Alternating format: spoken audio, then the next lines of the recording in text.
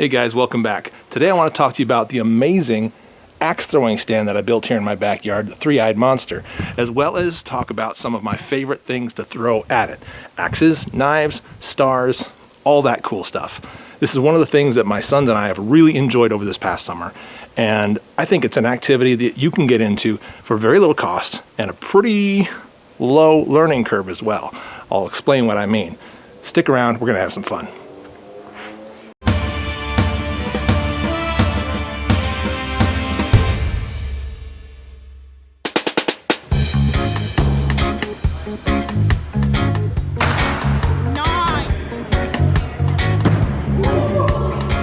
Not too bad.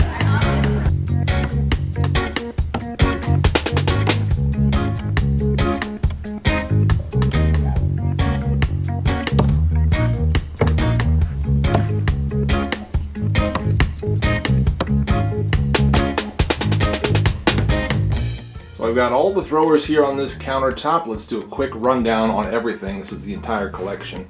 First, we've got a couple of the cold steel throwing stars. These are the lightweight ones, sort of the cheapest ones they make. Thinnest, cheapest, but they throw great. They're tons of fun, and they're pretty affordable. They seem to be very durable as well. So those guys are probably the easiest to throw of everything on this table. They seem to stick every time, as long as you've got some kind of basic throwing skills as far as like your hand position, because some ways work, some ways don't.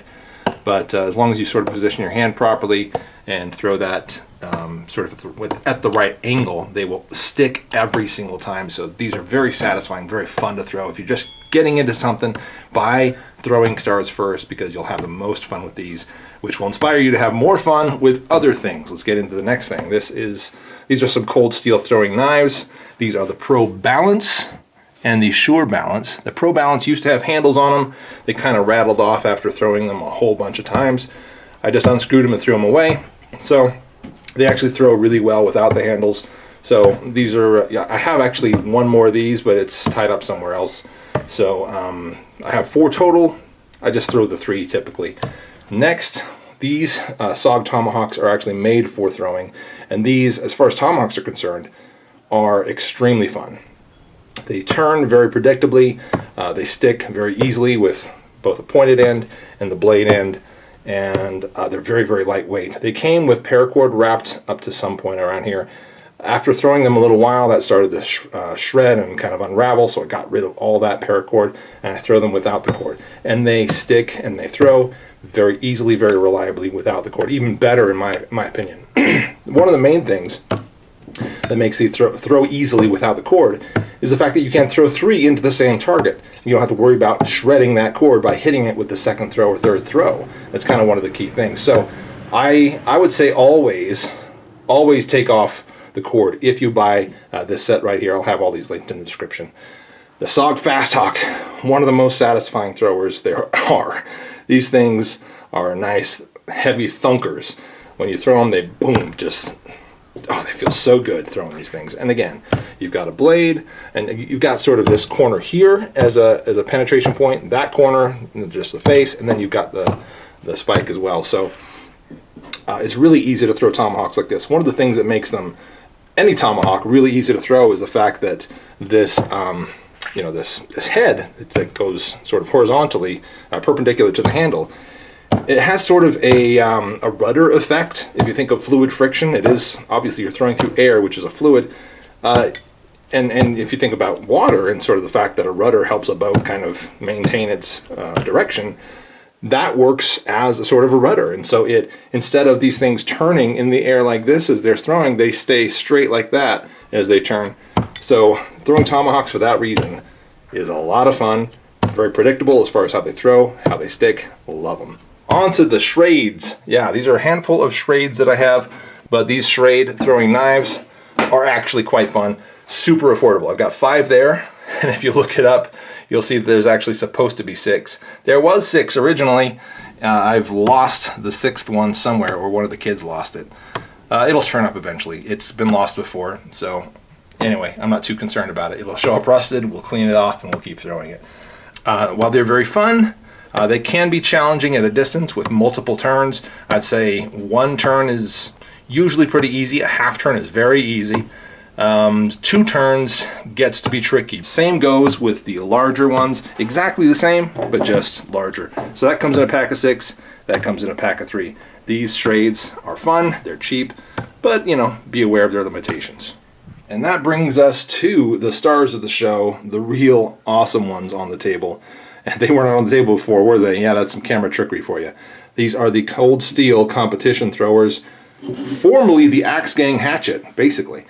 Cold Steel released the Axe Gang Hatchet, and then it became so popular with competition throwers that they would chop the handle length to competition length and use this as a competition thrower. Because the axe head is perfect. It's the right size, the right weight, and all you got to do is shorten that handle, and then you're there. So Cold Steel saw an opportunity, shortened it, released it as the competition thrower, and I love them. They have such an amazing thunk when they hit that target and stick in extremely reliably. They turn and spin extremely reliably, and they just feel amazing. So the handles are made of hickory, and typically you're going to find them less sort of stripy, and you know, kind of with all these sort of what you would call defects as far as the grain is concerned, but I really like them. I think they're just interesting looking.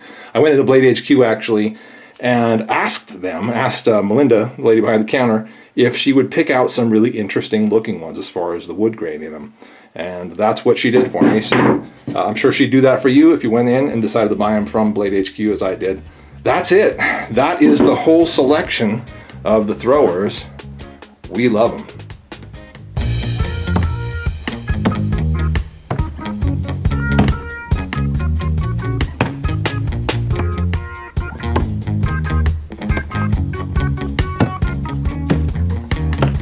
All right, guys, let me give you a close-up tour of the target.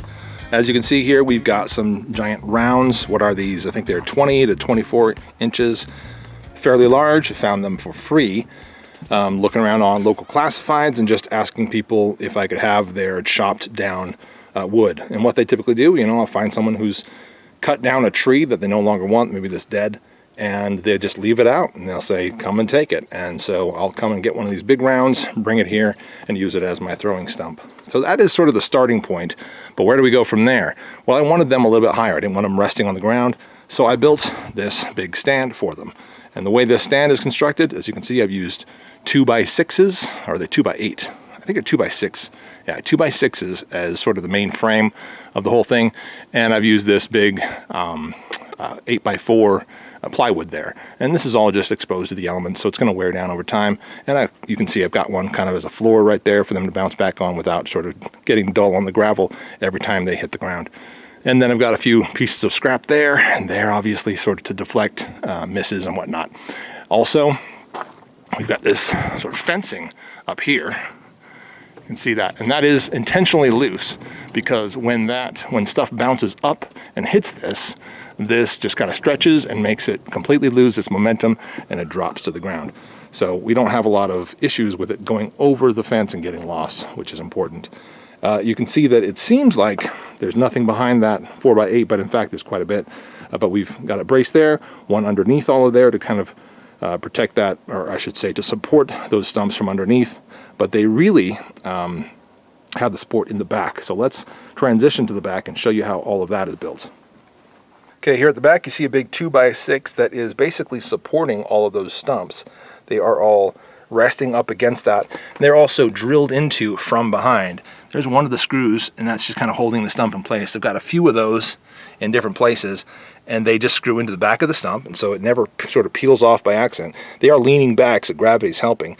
The screws are just kind of the last thing sort of holding them in place.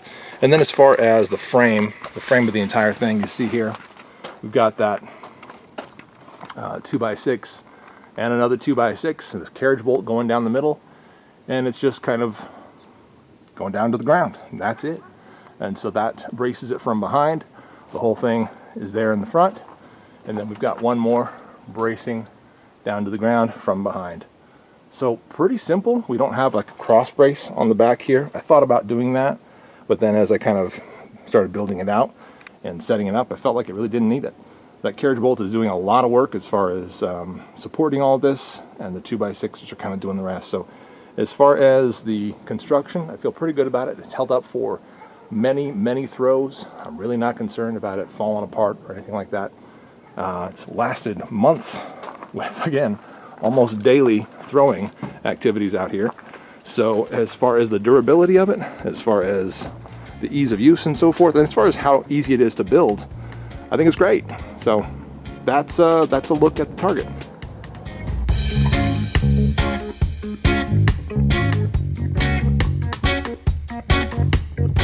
All right, so I've given you a tour of some of my favorite throwers, and I gave you prices and all that stuff down in the description. I also gave you a little bit of a primer or introduction to my Target stand here. I know the details were a little light, but you're smart, you can figure it out. Getting into the throwers, I mean, you're spending between, what, 20, 30, maybe 40 bucks per thing. Throwing stars, if you buy a set, are usually kind of cheap, so cost is fairly low. The fun level is way up there. You're not blowing through ammo that you have to buy and buy and buy. You're just throwing, and you're just having fun for a long time. So small investment, tons of fun. The next thing, of course, that we need to talk about is the learning curve. How hard is it to figure this stuff out? In my opinion, not hard at all. If you've been throwing anything at any time in your life for fun, a baseball, a football, a basketball, whatever, you've got some fundamentals of throwing, and that's basically it. I've met people who have thrown axes, knives for the very first time here on this target. Some friends of mine have, and they picked it up immediately. I told them where to stand. They used what they felt like was probably the right throw, and they nailed it from the start. So there's really not that much to it.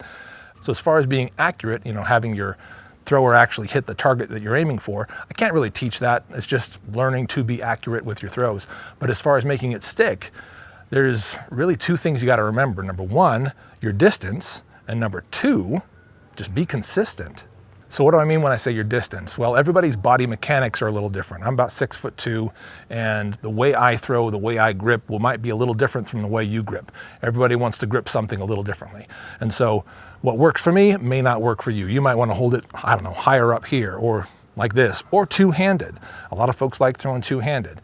So the way you decide to throw is going to be different. Plus, again, as I said, your body mechanics, how tall you are, how long your arms are, things like that. So that's all going to be different per person. So you're going to want to adjust those things, adjust your distance based on your body mechanics and your throwing form. So figure out a form that works for you, and then be consistent with it, and then just work on your distance. Move forward, move back until you get it to stick consistently. Then just mark that spot on the ground. What I've done is put some little tape here on our concrete, and all I do is move back to that spot. I just kind of remember the spot for each thing, because that's another thing to note. If you have lots of different throwers, these stick at one particular distance, and that's one rotation. I've also figured out the second rotation. That's a whole other thing, I guess. You can kind of learn one distance for one rotation, basically just double that if you want to get two rotations. Sometimes you need to put a little bit of an arc on it if it's kind of a heavier object. Whether you're doing one rotation or two, just remember your distance. And again, it depends on the thing you're throwing. So this cold steel competition thrower will be different compared to, let's see here, this SOG FastHawk. But setting the two next to each other, you can see that they're different in size, they're definitely different in weight, and so the throwing position where I'll stand to throw it from will be different. And so I need to remember that. I need to remember what my position is for this versus what my position is for this. And if I figure that out, and if I'm consistent with those things, I will almost always stick with these. I'll almost always stick with these. That's really all there is to it. So guys, throwing is really fun. I have a great time throwing with this target here in my backyard. My boys really enjoy it too. Some of their friends come over, have neighbors come over and throw.